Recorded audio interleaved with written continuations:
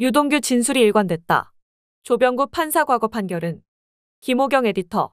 이른바 대장동 일당으로부터 더불어민주당 이재명 대표의 불법 대선 예비 경선 자금을 수수하고 뇌물을 받은 혐의로 재판에 넘겨진 김용 전 민주연구원 부원장이 1심에서 실형을 선고받고 다시 구속 수감됐다. 이에 김 전 부원장과 이 대표 측은 재판부가 유동규 전 성남도시개발공사 기획본부장의 부정확하고 모순된 진술을 납득할 수 없는 이유로 신빙성이 있다고 판단했다며 강하게 반발했다. 김 전 부원장의 변호인인 김기표 변호사는 30일 오후 서울 서초동 서울중앙지방법원에서 열린 선고 공판이 끝난 뒤 기자들을 만나 납득하기 어려운 판결이라며 재판부가 유동규 진술에 전반적으로 신빙성이 떨어진다고 설명하면서도 개별적으로는 각 사건에서 진술 신빙성을 인정한 것 자체가 논리 모순이다. 항소심에서 진실이 밝혀질 것이라고 말했다. 또 다른 변호인인 이윤태 변호사도 페이스북에 올린 글에서 1심 판결에 대해 깊은 유감을 표한다. 재판부는 유동규의 모순된 진술을 일관성이 있다고 판단했다며 수사기록에도 없는 스피커폰으로 들었다는 남욱의 공판정 진술과 정민용의 김용 모습을 보았다는 점만 가지고 김용에 대해 유죄로 인정해서 징역 5년을 선고하고 구속했다고 지적했다. 이어 남욱이 유동규에게 돈을 준 증거는 있는데 유동규가 김용에게 돈을 준 증거는 전혀 없다면서 김용은 돈을 받은 적이 없는데 이런 판결이 나온 것이라고 개탄했다. 임 변호사는 이에 반해 남욱에 대해서는 징역 8월에 실형을 선고하면서도 구속하지 않았다며 또한 유동규와 정민용에 대해서는 법원이 분명히 검찰에 공소장 변경을 요구했는데 검찰은 공소장을 변경하지 않았다. 그런데도 무죄를 선고한 것에 대해 의문을 갖지 않을 수 없다고 했다. 그는 항소심에서는 분명히 무죄가 나올 것이라 확신한다면서 끝까지 진실을 밝히겠다고 덧붙였다.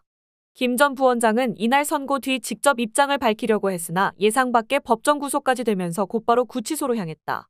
그는 지난 9월 21일 결심 공판 때 최후 진술에서 유동규 씨에게 대선 경선 자금을 달라고 요청하거나 받은 적이 없다며 검찰이 제가 범죄자임을 전제하고 진실을 찾으려는 노력은 외면에 참담하고 분하고 억울하다고 마지막까지 항변한 바 있다. 김 전 부원장은 유 씨의 진술이 바뀔 무렵 검찰과 수차례 면담하며 적극적으로 짜맞추기 한 정황이 있다면서 검찰의 수사 과정은 부실함 그 자체다. 객관적이어야 할 검찰이 유죄 확증을 위해 일방적인 주장을 언론에 쏟아냈다고 검찰의 표적 수사 정황을 강조했다.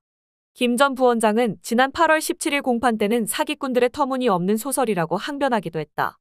이재명 대표 측은 김 전 부원장 선고 직후 언론 공지를 통해 일주일 만에 20억 원이 넘는 후원금이 모일 정도로 경선자금 조달 여력이 넘치는 상황에서 경선자금 확보를 위해 범죄를 저질렀다는 것은 믿기 어렵다며 검찰의 짜깁기 수사와 기소로 납득하기 어려운 판결이 나왔다. 부정자금은 이론도 없었다고 반박했다. 이 대표 본인은 국회에서 기자들과 만난 자리에서 김 전 부원장 구속에 대한 질문에 아직 재판이 끝난 게 아니어서 좀 더 지켜보도록 하겠다고만 답했다. 앞서 서울중앙지법 형사합의 23부는 이날 정치자금법 위반 뇌물 혐의로 기소된 김 전 부원장에게 징역 5년을 선고하고 벌금 7천만 원과 추징금 6억 7천만 원을 명했다. 재판부는 검찰이 기소한 부정수수 혐의 금액 10억 3,700만 원 가운데 7억 7천만 원을 실제 받은 돈으로 인정했다. 다만 뇌물 수수 부분 1억 원에 대해선 죄가 없다며 나머지 6억 7천만 원에 대해서만 유죄 판단했다. 재판부는 구속 만기를 앞두고 보석으로 풀려났던 김 전 부원장에 대해 증거인멸 우려가 있다는 이유로 보석을 취소하고 법정 구속했다. 그러나 불법 자금을 건넨 혐의를 받는 남욱 변호사에겐 불과 징역 8개월을 선고하면서 증거인멸 우려가 없다며 법정 구속도 하지 않았다. 양측에서 자금을 전달했던 유동규 전 본부장과 정민용 변호사에겐 아예 무죄를 선고했다. 재판부는 이 사건은 위법부당한 업무를 견제해야 하는 지방의회 의원 김용과 개발사업을 관장하는 성남도시개발공사 실세기획본부장 유동규가 성남시 대형 부동산 개발 관련 민간업자 사이에서 장기간에 걸쳐 사업 공모 참여와 인허가를 매개로 금품 수수를 통해 상호 밀접하게 유착돼가는 과정에서 형성된 일련의 부패 범죄라고 규정했다. 이어 김만배 남욱 등 민간업자 관여로 공정하게 개발이 진행돼야 할 사업에서 비정상적인 정치 개입을 통해 공사가 설립됐고 이후 공사가 특정 민간업자의 이권 개입 통로가 됐다고 했다. 검찰은 2021년 4월에서 8월 김 전 부원장이 정 변호사와 유 전 본부장을 통해 남 변호사로부터 4차례에 걸쳐 총 8억 4,700만 원 상당의 불법 선거자금을 수수했다는 혐의로 지난해 11월 8일 구속 기소했다. 재판부는 이 가운데 김 전 부원장에게 전달된 돈은 6억 원이며 나머지 2억 4,700만 원은 유 전 본부장이 김 전 부원장에게 전달하지 않은 것으로 봤다. 아울러 검찰은 김 전 부원장이 성남시의회 도시건설위원회 상임위원 시절인 2013년 2월에서 2014년 4월 대장동 개발사업 관련 편의 제공을 대가로 유 전 본부장으로부터 1억 9천만 원을 받은 혐의로 지난해 12월 27일 추가 기소했는데 재판부는 이 중 2013년 4월 받았다는 7천만 원을 뇌물로 인정했다. 재판부는 남 변호사에 대해서는 이권 개입을 위한 저희로 상당히 많은 액수의 불법 정치자금을 마련했고 6억 원을 김 씨에게 부정 기부했다면서도 다만 자백하며 반성하는 점, 조성된 전액이 기부된 것이 아닌 점을 참작했다고 밝혔다. 특히 유 전 본부장과 정 변호사에 대해서는 불법적 정치자금 전달에 관여한 것은 명백하다면서도 법리적 이유를 들어 무죄를 선고했다. 두 사람은 남 변호사의 기부에 가담한 기부 공범인데 검찰은 수수 공범으로 기소했기 때문에 기소한 범위에 대해서만 심리 판결할 수 있는 형사소송법상 불고불이의 원칙에 따라 무죄로 선고했다는 것이다. 검찰이 물적 증거는 거의 제시하지 못하고 유 전 본부장의 오락가락하는 진술에만 의존했으나 재판부는 유 전 본부장 법정 증언의 신빙성을 인정해줬다. 재판부는 당시 유 씨는 위례 개발사업 관련 비위 등으로 추가 조사를 받는 상황에서 선처를 기대하며 수사기관의 의도에 부합하게 사실과 다른 진술을 할 만한 동기가 있었고 추가 구속 등 궁박한 처지를 이탈하기 위한 의도도 입장 변화에 영향을 미쳤을 수 있다고 하면서도 자신에게 비난이 집중돼 배신감을 느껴 심경이 바뀌었다는 유 씨의 주장도 납득 불가능하진 않다. 이런 사정 때문에 유 씨의 진술을 일괄에 배척할 순 없다고 했다. 김 전 부원장 측은 검찰이 유 전 본부장을 수차례 비공식적으로 면담한 결과 진술이 왜곡됐다는 점도 짚었지만 재판부는 수사 상황에서 기억 환기를 위해 수차례 면담했다는 것으로 신빙성을 배척할 순 없다고 일축했다. 결국 재판부는 유 전 본부장의 심경 변화 이후 증언을 토대로 김 전 부원장의 범죄 혐의를 대부분 유죄로 인정했다. 돈을 줬다는 날짜와 장소 등에 관한 유 전 본부장 진술이 부정확해도 비본질적 부분이라는 이유를 들어 문제 삼지 않았다. 재판부는 김 전 부원장이 2021년 5월에서 7월 총 6억 원의 불법 정치자금을 받았다는 공소사실과 관련해 유 씨가 일부 일시 등을 부정확하게 진술하긴 했으나 1년 이상 지난 일에 관해 기억을 더듬는 과정에서 발생할 수 있는 비본질적 차이라며 주요 부분에 대해선 비교적 일관되게 진술하며 자금 전달 당시 감각적 경험에 대해 세밀하게 진술하는 점 등을 종합하면 신빙성이 낮지 않다고 했다.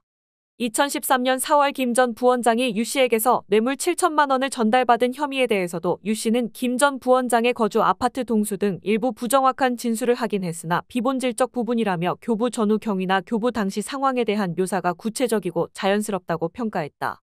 이번 1심 판결 재판장인 조병구 부장판사는 대구 출신으로 단국대 부속 고등학교와 서울대 법대를 졸업해 1996년 제38회 사법시험에 합격했다. 사법연수원 28기로 2002년 서울지방법원 판사로 임관하며 법조계에 입문했다. 양승태 대법원장 시절인 2015년부터 1년 동안 대법원 재판연구관을 지냈고 이듬해 2월부터 2년 동안 대법원의 입이라 불리는 법원행정처 공보관을 맡은 바 있다. 상당한 보수 성향으로 평가받는 조 부장판사는 그간 판결로 인해 몇 차례 세간의 관심을 끌었다. 그 첫 번째가 전교조 시국선언 재판이었는데 그는 다른 재판부와 달리 전교조의 시국선언을 유죄로 판결했다. 지난 2010년 2월 대전지법 홍성지원 형사 1단독 재직 당시 2009년 6월 시국선언을 주도한 혐의로 기소된 전교조 충남지부 윤갑상 지부장에 대해 벌금 100만 원을, 오모 수석 부지부장과 김모 사무처장 등에게는 벌금 70만 원을 선고했다. 같은 사안으로 기소된 사건에서 전주지법과 대전지법은 무죄를 선고했다.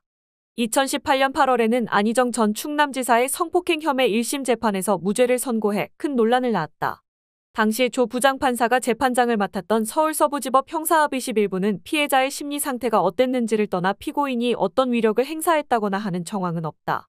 피해자 의사에 반해 성적 자유가 침해됐다는 증명이 부족하다며 안 전 지사의 업무상 위력에 의한 간음, 업무상 위력에 의한 추행, 강제추행 혐의를 모두 무죄로 판단했다. 이에 여성계를 중심으로 재판부 규탄 목소리가 거세게 일었다. 조 부장판사는 올해 2월 김건희 씨 연루 의혹이 있는 도이치모터스 주가 조작 사건과 관련해 권오수 전 도이치모터스 회장에게 집행유예를 선고해 또 다시 주목을 받았다. 조 부장판사가 재판장인 서울중앙지법 형사합의 23부는 자본시장법 위반 혐의로 기소된 권 전 회장 1심 선고 공판에서 징역 2년에 집행유예 3년, 벌금 3억 원을 선고했다. 재판부는 피고인들의 행위는 시세 조종의 동기와 목적이 있었지만 시세 차익 추구라는 목적을 달성하지 못해 성공하지 못한 시세 조종으로 평가된다고 판결 이유를 설명했다. 권 전 회장은 도이치모터스 우회 상장 후 주가가 하락하자 2009년 말부터 2012년 말까지 이른바 주가 조작 선수와 부티크 투자자문사, 전 현직 증권사 임직원 등과 짜고 도이치모터스 주가를 조작한 혐의로 2021년 12월 기소됐다. 검찰은 범행을 시기별로 5단계로 구분했는데 재판부는 이 가운데 1단계 전부와 2단계 초기에 해당하는 공소사실의 공소시효가 만료됐다며 면소로 판결했다. 재판부는 범행 시기별로 수법이 달라 하나의 죄라는 검찰 주장도 받아들이지 않았다. 여러 범죄를 포괄일죄로 묶으면 공소시효의 기산점은 마지막 범죄가 끝난 시점이 돼 공소시효가 연장되는 효과를 얻을 수 있지만 이를 수용하지 않은 것이다. 재판부는 또 면소 대상을 제외한 통정거래와 가장거래 130건 중 29건, 현실거래 3,702건 중 619건은 무죄로 판단됐다. 시세 조정 목적이 있는 거래였다는 점이 불분명하단 이유에서다. 결과적으로 통정거래와 가장거래 101건, 현실거래 3,083건이 유죄로 인정됐다. 권 전 회장 등은 이 밖에도 시장에 호재성 정보를 유포하고 도이치모터스 주가가 오를 것이라는 소문을 흘려 주가를 끌어올린 혐의도 받았으나 이 부분 역시 사실관계가 충분히 입증되지 않았다는 이유로 무죄로 판단됐다. 함께 기소된 이들 중 주가 조작에 가담한 혐의를 받는 5명은 모두 집행유예와 벌금형을 선고받았고 전주 역할을 한 손모 씨와 김모 씨 2명은 가담 사실이 인정되지 않아 무죄가 선고됐다. 도이치모터스와 무관하게 아리온테크놀로지 주가 조작 혐의로 기소된 이 회사 실질적 운영자 이모 씨만 유일하게 징역 2년의 실형을 선고받았다. 재판부는 피고인 권오수는 경영상 필요로 주가를 관리할 필요가 있었고 나머지 피고인들은 시세 차익을 추구하려는 동기가 있었던 것으로 보인다며 그럼에도 피고인들과 수급 세력들이 주가가 급등한 시기에 얻어간 수익이 크지 않았다고 했다. 아울러 범행 기간 중 주가가 급등락한 부분도 있지만 피고인들의 행위로 인한 것이라고 볼 증거도 부족하다고 봤다.